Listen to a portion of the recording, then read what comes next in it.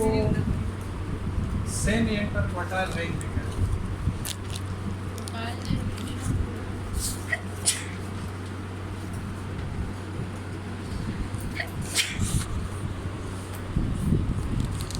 अब जिसने लिखा है ना ये सारी चीजें, जो डिफरेंट टाइप्स ऑफ डेटा से हमने क्वार्टाइल जो है वो कैलकुलेट किए, तो वही क्वार्टाइल हम यहाँ पर जो है ना वो यूज करेंगे from individual series, discrete series and continuous series.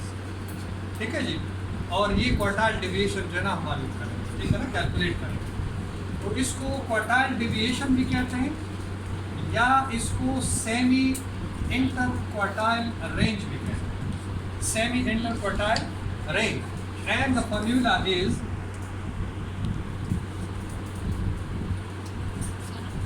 Q3 minus Q1 divided by 2. Q3 minus Q1 divided by 2. अब आप मुझे बताएं कि इंडिविजुअल सीरीज से Q3 कितना आ रहा था जो हमने कैलकुलेट किया। Q3 minus Q1 2 पे डिवाइड कर दे उसको, quartile deviation from individual series होगा। हाँ सर क्वार्टाइल 3 हाँ 33.8%। नहीं क्वार्टाइल डेविएशन जो एक्चुअल वैल्यू था। सर परसेंटेज में वैल्यू बता दें सर, प्रोपोर्शन में बताएं। परसेंटेज में नहीं, जो एक्चुअल वैल्यू है वो बता दें। सर 80 सर इंटर क्वार्टाइल बताइए। हैं? क्वार्टाइल बताइए, इंटर क्वार्टाइल 1 क्वार्टाइल 2 3 आपने कैलकुलेट किया है ना, वो बता दीजिए। Q3 कितना था इंडिविजुअल सीरीज से? हाँ Q3 22 था और Q1 4। तो क्वार्टाइल डेविएशन आपका कितना होगा? Q3 minus Q1 divided by 2, ये आ जाएगा 22 माइनस 4 इज इक्वल और divided by 2, 18 divided 2 is equal to 9 है ना। लेकिन इसका कोएफिशिएंट वही होगा। हाँ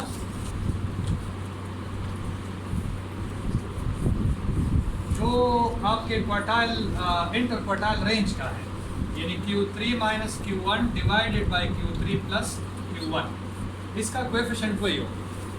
ठीक है जी। तो ये है 22 माइनस 4 डिवाइडेड बाई 22 प्लस 4, जो भी आएगा 18 डिवाइडेड बाई 26, ये आपका कोएफिशिएंट ऑफ क्वार्टाइल डेविएशन। ये इंडिविजुअल। डिस्क्रीट सीरीज से जो दोनों थे वो बता दीजिए। डिस्क्रीट सीरीज Q3 कितना था? जो डिस्क्रीट सीरीज था 18.5 हाँ 13.5 से 15. सर क्वार्टाइल 3 बता 33 डिस्क्रीट सीरीज से आपका 18.7 जी 18.7 ये Q3 था 18.7 75 तो Q3 का था सर सर 18.75। ये X में तो कहीं बार ये नहीं आ रहा था। 18.75 तो कहीं पर ये तो है जी। हाँ तो Q3 आपका जो है ये नहीं है बल्कि 14 है और Q1 जो है वो 6 है। तो क्वार्टाइल डेविएशन आपका आ जाएगा 14 माइनस 6 डिवाइडेड बाई 2, लिहाजा ये 8 डिवाइडेड बाई 2, तो ये आपका आएगा 4।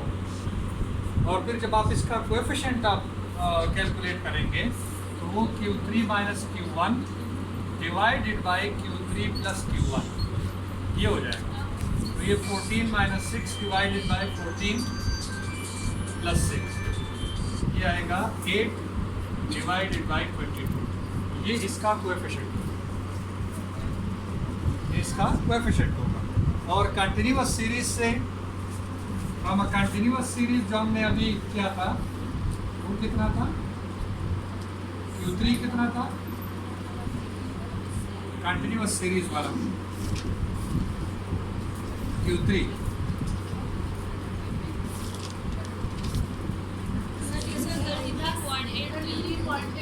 33.82 और 83, और Q1 कितना था?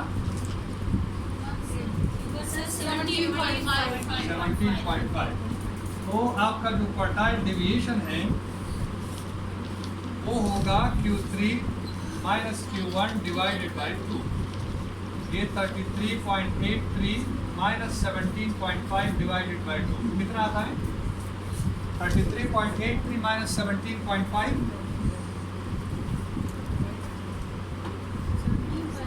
हाँ 16.5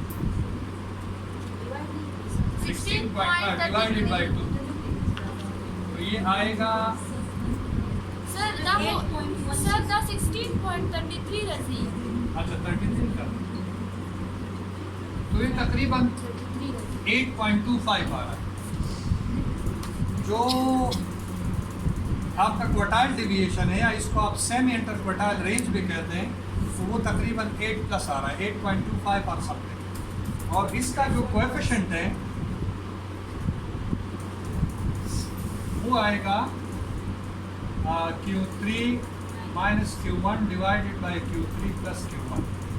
ठीक है, तो ये बना आपका 33.83 माइनस 17.5 डिवाइडेड बाई 33.83 प्लस 17.5। ये आप ज़रा कैलकुलेट करिए, 16.33 डिवाइडेड बाई 51.3 कितना हो जाएगा? 16.33 डिवाइडेड बाई 51.3। सर 0.31 और 31%।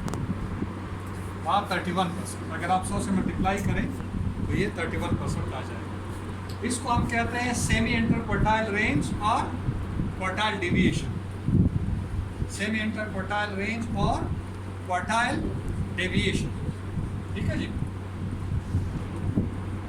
अच्छा, अब ये है कि आपके पास अगर दो तरह का डेटा है, एक जो है वो नॉर्मली डिस्ट्रीब्यूटेड डेटा है और दूसरा जो है जिसमें एक ऑर्डिनल पैटर्न पाया जाता है। जैसे मैंने आपसे बात की थी कि अगर एक डेटा सेट ऐसा है जैसे सैलरीज है, तो वो लोअर से अपर की तरफ जाएगा और दोनों में डिस्टेंस बहुत ज़्यादा होगा, तो उसमें फिर आप मीडियन कैलकुलेट करते हैं रादर देन मीन।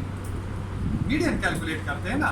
मीन उस वक्त आप कैलकुलेट करते हैं जब आपका डेटा सेट वैल्यूज एक दूसरे के करीब करीब हो और वो प्लस माइनस 3 स्टैंडर्ड डिवीजन के अंदर आ रहे हो, तो उसमें फिर आप क्या रिपोर्ट करते हो? ये जो नॉर्मली डिस्ट्रीब्यूटेड डेटा है उसमें आप रिपोर्ट करते हैं mean plus minus standard deviation. ये चीज़ें आप रिपोर्ट करते हो। मीन और उसके साथ स्टैंडर्ड डिविएशन जो है वो कैलकुलेट करके आप इसको रिपोर्ट करते हो।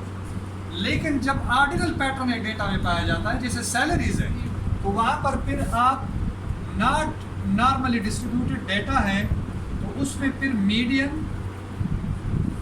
प्लस माइनस क्वार्टाइल डेविएशन जो है ये आप रिपोर्ट करते हैं एज आ डिस्क्रिप्टिव स्टैटिस्टिक। दो बातें मैंने की, एक वो डेटा जो नॉर्मली डिस्ट्रीब्यूटेड है, जब उसके डिस्क्रिप्टिव स्टैटिस्टिक आप रिपोर्ट करते हैं, किसी को बताते हैं, अपने थीसिस में लिखते हैं, प्रोजेक्ट में लिखते हैं, तो फिर आप mean plus minus standard deviation आप रिपोर्ट करते हो। लेकिन अगर आपका डेटा सेट ऐसा है जिसमें एक ऑर्डिनल पैटर्न पाया जाता हो, यानी इंक्रीजिंग और डिक्रीजिंग ऑर्डर में हो और फासला बहुत ज़्यादा हो, जिसका मीन कैलकुलेट करके वो मिसलीड कर जाता है, तो फिर आप मीडियन कैलकुलेट करते हैं और मीडियन के साथ क्वार्टाइल डिविएशन लगा के इसको आप रिपोर्ट करते हैं। ये रिपोर्टिंग क्या होती है? रिपोर्टिंग ये होती है कि अगर मैंने प्रोजेक्ट जो है ना वो कंडक्ट किया, स्टडी कंडक्ट की, उसके रिजल्ट के अंदर कोई स्टेटिस्टिक तो मैं डालूंगा ना अपने सैंपल का। वो जो सैंपल का स्टेटिस्टिक आप डालते हैं वो on the basis of normally distributed and not normally distributed करते हैं। जब नॉर्मल डिस्ट्रीब्यूशन हो तो फिर ये रिपोर्ट करते हैं और जहाँ नॉर्मल डिस्ट्रीब्यूशन नहीं हो तो फिर median plus minus quartile deviation आप रिपोर्ट करते हैं। समझ में आ गई ये बात? सर ये वाला ना आप